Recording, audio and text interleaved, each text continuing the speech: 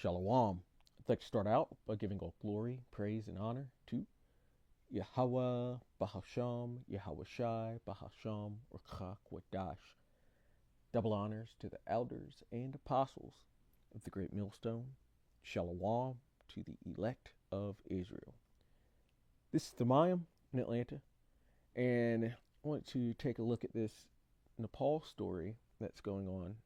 I've been raging over there the last few days, and this account, JMO, gives a pretty good rundown of what's happening. And I did check out his main page, and it said it's a parody account, but as far as this rundown goes, it's pretty spot on, except for the PM's wife being alive or not. It's kind of up in the air. Zitter, Twitter, or X is saying that she's still alive, but nonetheless, this rundown is pretty good. Or it's just basic, just makes it pretty basic to you. It says, for those who haven't been following, this Nepal story is effing crazy. It says a bunch of teens and early 20s kids plan to start a social movement against the current regime on social issues and economical inequalities, and supposedly they have a very corrupt government over there. This government gets wind of it scaling and tries to geo-block social media. So they tried to turn their social media off. And as Kashakwala in my camp, Kashakala, said, they took away these people's social media and they lost it. They completely raged out. But it says people get more pissed off, start protesting because you block their social media. It's a drug, and they should know that. But it says government can't handle the protests. They lift the social media ban, but this doesn't do anything. People just organize further. They burn down the parliament building, the PM's house, beats the shit out of the finance minister in the streets, kills the PM's wife, which that's the part that even right here it says that claims that former Nepal PM Jala Nath Kanal's wife, Rabbi Lakshmi Shetrakar, has died are false. So we'll say that's false, but keep going. It says kids elect their own new PM on their Discord server. He's an ex-chief justice of the Supreme Court who was part of the 1990 revolution that ended the monarchy. And it says Army heads acknowledges the validity of the Discord vote and is meeting the new interim PM to discuss elections for new leadership going forward. And so they were raging out over there. You're seeing all these buildings burning, them dragging some leaders through the streets. Pretty wild stuff, but it's a sign of the times because the time of the Gentiles is coming to a close, and it's going to go out in crazy violence all around the world. It's going to be, it says, earthquakes and uproars of the people. That's how we know that Yahweh Shai is near. Of this nation, or will the wretched remain in shackles? King Miranda once said, even if I die, shall my country live on? All the youths, carry these words in your heart and engrave a monumental cake. I will say, this does seem like it has some type of alphabet organization, one of Esau's alphabet organizations, fingerprints on this, especially with the Discord server and the organization. The cause of history. Nepal is ours, and its future is in our hands. Could be. And then you take a look at this guy and how he... Will we change? Take a look at this guy and how he's speaking, and it seems very trained. And it seems trained after a certain historical figure as well. And so, as a man, speaking as a man, I think Esau's fingers are on this, and he's usually there. If thou findest trouble, he shall be near. paraphrasing, but let's listen to this guy. Will we change the fate of this nation, or will we let it remain in shackles? King Miranda once said, even if I die, shall my country live on? All the youths, carry these words in your heart and engrave a monument of change in the course of history. Nepal is ours, and its future is in our hands. Jai Yuva! Jai Nepal! So, you can see he sounds very similar, same tone. Will we change the fate of this nation, or will we let it remain in shackles? King Miranda once said, even if I die, shall my country live on?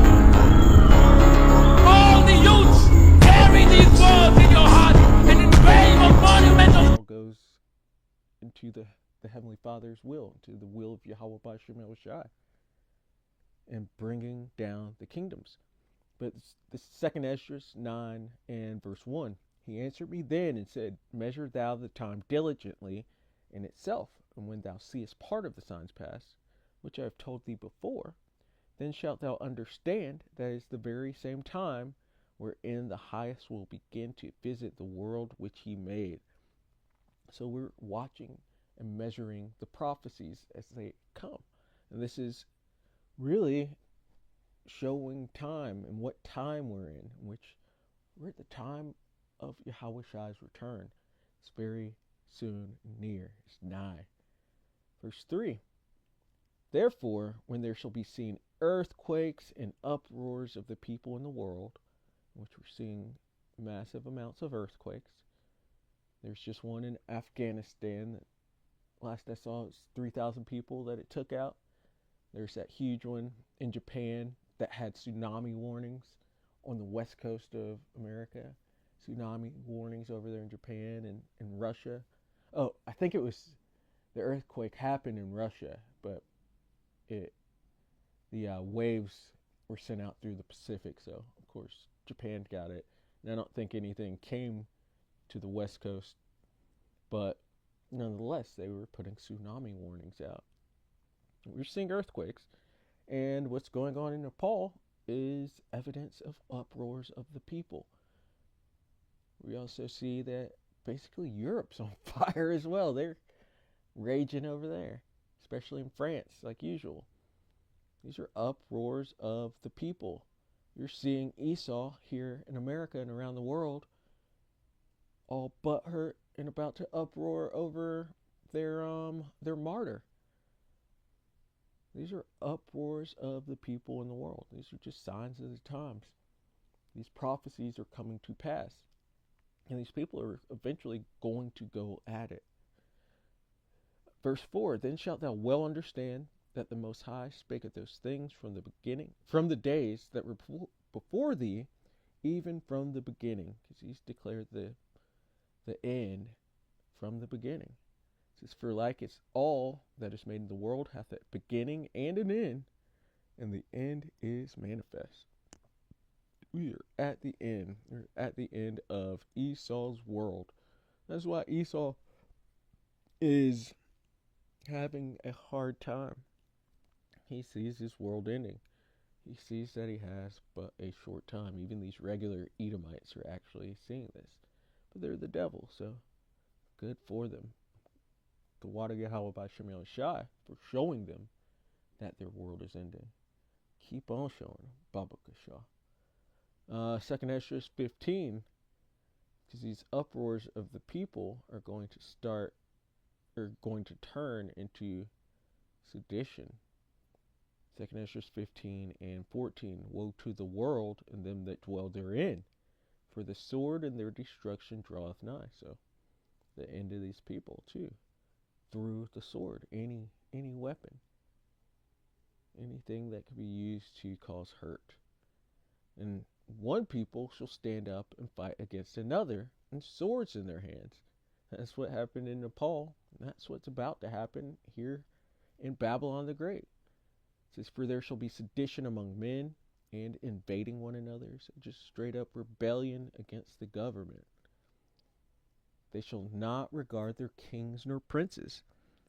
He's not in Nepal. They had a PM. They didn't regard him.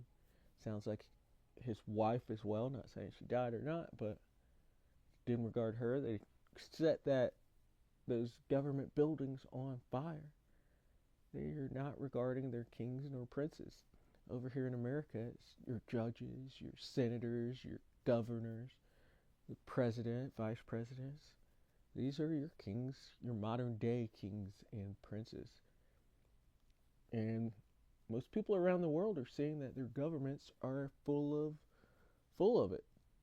That they lie to them constantly and don't actually look out for their interests here in Babylon the Great. They see that the land of Israel controls them. They're about to lose it. And we're going to see high level rebellion all across Babylon, all across the world.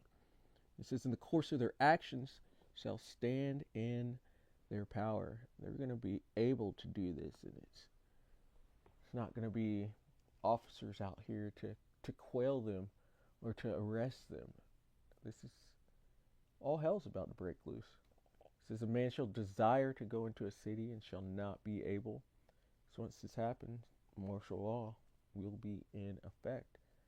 And there'll be curfews and areas that you're allowed to go and not to go. It says, for because of their pride, the cities shall be troubled, the houses shall be destroyed, and men shall be afraid. This is still going into uproars of the people. A man shall have no pity upon his neighbor, because the hearts of many shall wax cold, but shall destroy their houses with the sword, and spoil their goods because of the lack of bread and for great tribulation. And the Lord is strengthening the division here in Babylon the Great, America, but also around the world. And this is going to have people in a cold state. They're going to see their neighbor as an enemy. And they're also going to be hungry. So, you know how people get when they're hangry. So they're going to do what they need to do to feed their families and to satiate their, I'm not going to call it a bloodlust, but their differences, satiate these differences. But yeah, we're at the end of Esau's world, and it's beautiful. It's happening, and just keep watching the prophecies. We're measuring the times diligently. So, Lord willing, that was edifying.